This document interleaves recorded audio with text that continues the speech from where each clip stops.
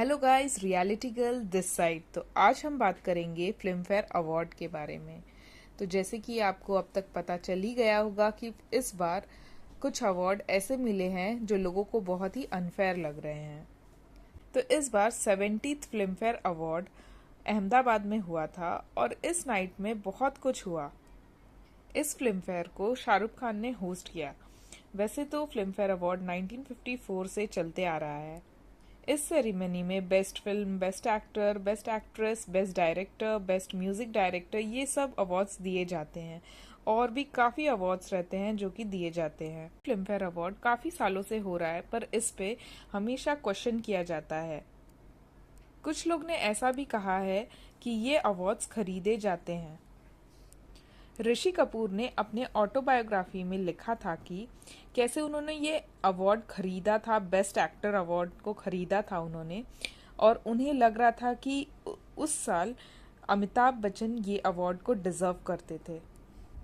आमिर खान ने भी ये सारे सेरेमनी को बॉयकॉट किया है, वो कोई भी अवार्ड शो में नहीं आते हैं। और सलमान खान ने तो openly 68 film fair press conference में कहा था कि अब इस अवार्ड में कोई भी ओरिजिनलिटी नहीं बची है। तो ये इस बार पहला साल नहीं है जो लोगों ने बोला है कि बहुत सारे अनडिजर्विंग लोग को ये अवार्ड मिला है। ऐसा बहुत साल होता है, हर बार बल्कि होता है कि लोगों को, बहुत सारे लोगों को ऐसे अवार्ड्स मिलते हैं जो कि बहुत ही शॉकिंग होते हैं। इस बार फिल्म फेयर अवार्ड में कुछ लोगों को ऐसे अवार्ड दिए गए हैं जो कि वाकई में डिजर्विंग है। जैसे कि लापता लेडीज को नॉमिनेशन मिला था और भी कंटेंडर थे जैसे कि आर्टिकल 370, भूल भुलैया। इस बार फिल्म फेयर में लापता लेडीज को बेस्ट फिल्म अवार्ड मिला। बेस्ट एक्टर मेल, जो कि थोड़ा सा कंट्रोवर्शियल हो गया था, अभिषेक बच्चन और कार्तिक आर्यन दोनों ने इसे शेयर किया।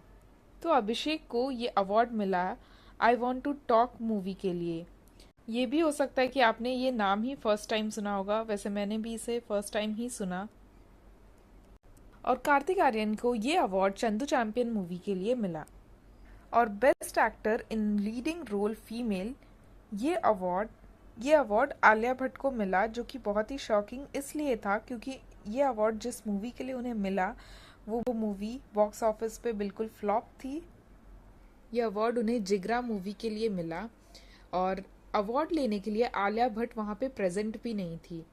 को हो सकता है कि उन्हें अंदर से पता हो कि वो ये अवार्ड के लिए डिजर्विंग नहीं है, तो जब वो प्रेजेंट नहीं थी तो उनके बिहाफ पे करण जौहर ने ये अवार्ड लिया। अगर आप जिगरा जैसी मूवी को देखते हैं तो ये movie, it was a movie which was recorded as a commercial failure. ये मूवी पे एक कंट्रोवर्सी भी था। दिव्या घोषला कुमार, जो कि टी सीरीज की ओनर है, मैरिड टू भूषण कुमार, उन्होंने इंस्टाग्राम पे स्टोरी डाली थी कि देखो मैं मूवी देखने आई हूँ और थिएटर में कोई भी नहीं है। और ये उन्होंने एक्चुअल थिएटर का फोटो क्लिक करके और उन्होंने पोस्ट किया था। और ये उन्होंने इसलिए किया था क्योंकि उस टाइम जिगरा मूवी को इस तरीके से दिखाया जा रहा था कि ये मूवी बहुत ही अच्छी चल रही है, सारे थिएटर्स फुल हैं, जो कि बिल्कुल ही झूठ था।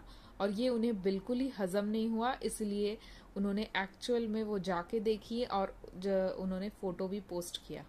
एक इंटरव्यू के दौरान उनसे जब पूछा गया कि उनकी अपकमिंग, आलिया भट्ट से जब पूछा गया कि उनकी अपकमिंग प्रोजेक्ट के बारे में बताइए, तो उन्होंने बोला कि अल्फा मेरी फर्स्ट एक्शन मूवी होने वाली है।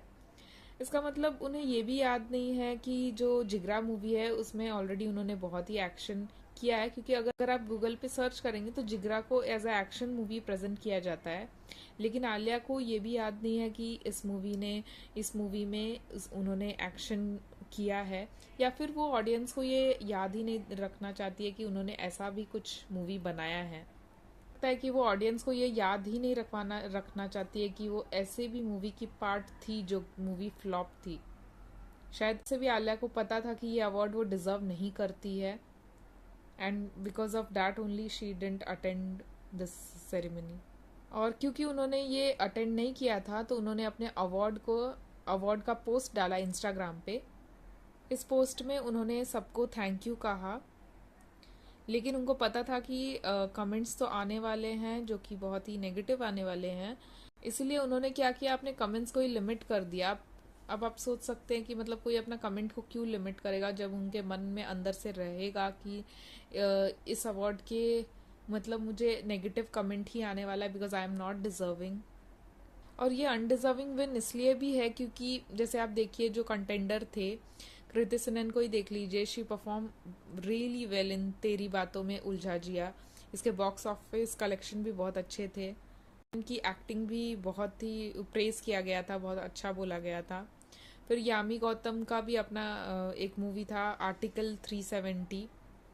ये सारे मूवीज का कंपैरिजन आलिया भट्ट के जिगरा मूवी से करते हैं तो अब क्लियरली इट इज़ लाइक ये फेयर नहीं है, ये बिल्कुल ही अनडिजर्विंग अवार्ड है। बिल्कुल नहीं है कि आलिया आलिया में वो टैलेंट नहीं, आलिया भट्ट में है वो टैलेंट, बहुत सारी अच्छी मूवीज उन्होंने दी है।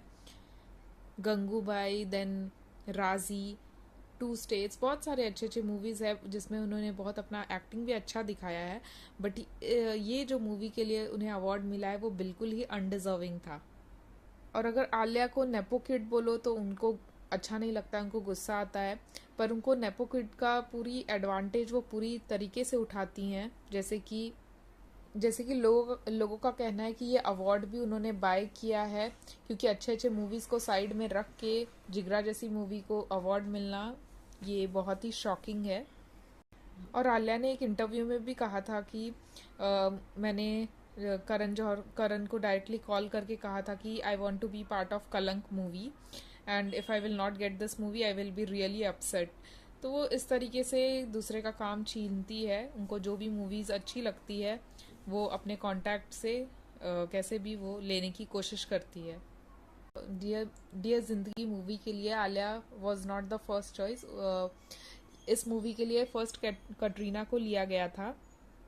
तो करण जौहर ने और SRK ने गौरी शिंदे को कन्विंस किया कि आलिया इस रोल के लिए ज़्यादा फिट है, वो ज़्यादा यंग लगेगी एज कम्पेयर टू कटरीना, और ये मूवी भी आलिया भट्ट को जाती है।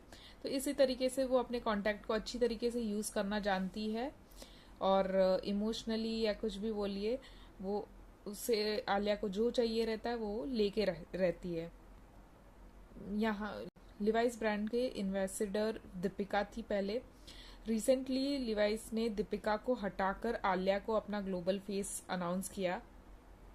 इसके ऊपर भी बहुत सारी कंट्रोवर्सी हुई कि आलिया की आदत है दूसरों की जगह छीन कर लेना। और अभी ऐसे भी र्यूमर आ रहे हैं कि कल की मूवी में भी दीपिका की जगह आलिया को लेने वाले हैं, बट ये अभी कुछ कंफर्मेशन आया नहीं है, बट ऐसे र्यूमर आ रहे हैं।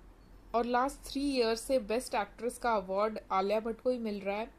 और आज तक अभी तक जितने भी फिल्म फेयर अवार्ड है ऐसा कभी नहीं हुआ, हिस्ट्री में नहीं हुआ है कि लगातार 3 सालों से सेम एक्ट्रेस को मिल रहा है।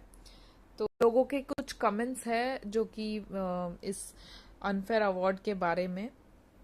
तो कुछ लोगों ने कमेंट किया है कि why have nominations, call this Alia's award. Of course best actress ही क्यों, सारे ही दे दो। Unbelievable, they really don't try to hide no matter what. But single-handedly made me a filmfare hater. Does she really deserve this many awards?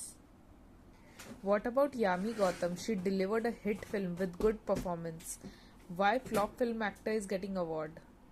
Last 6 out of 9. No wonder industry and awards have become joke. Shame on Gujarat government for giving free money to this shame show. It's second time they have done this. What? Why not Kriti? She deserve one of the best performance of last year. सारे comments आए हैं जो कि बोल रहे हैं कि कृति सेनन, यामी गौतम दोनों भी डिजर्विंग थे। अगर उन दोनों में से किसी को भी मिलता तो वो डिजर्विंग अवार्ड होता, बट जिगरा कहीं से भी डिजर्विंग अवार्ड में नहीं आता है। तो आपको क्या लगता है इसके बारे में? आप कमेंट करके ज़रूर बताइएगा कि आलिया भट्ट डिजर्विंग है कि नहीं इस बार के अवार्ड के लिए। और अगर आपने जिगरा मूवी देखी होगी, आपको अच्छी लगी होगी और आपको लगता है डिजर्विंग है, तो भी आप कमेंट में करके ज़रूर बताइएगा। हमारे चैनल को लाइक, सब्सक्राइब, शेयर ज़रूर कीजिए। ऐसे ही हम गॉसिप्स लाते रहते हैं।